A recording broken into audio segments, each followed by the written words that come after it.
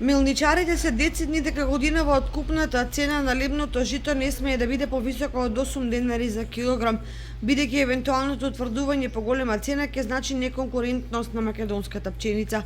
Тоа го диктира рекордниот род на житата во нашата држава и во регионот, кои неизбежно ќе создаваат суфицит кој тешко ќе се пласира. Од друга страна, производителите не се задоволни од понудената цена, наведувајќи дека таа не им ги покрива трошоците и дека ако не се утврдат повисоки цени, залихите ќе ги пренаменат за одгледување добиток како сточна храна. Иако пресметките, калкулациите и преговорите се уште се во тек, уште сега е известно дека до договор тешко ќе се дојде, пред се поради различните интереси на милничарите и на производителите.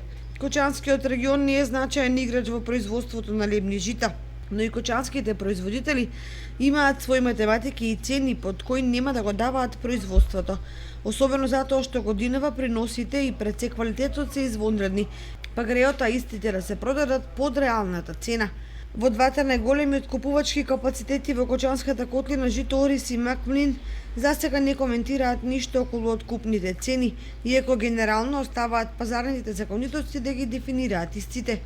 Овде сметаат дека најреално со оглед на обкружувањето е откупната цена да се движи околу 8 денари, со 2 денари субвенција од државата, што би било компромисно решение.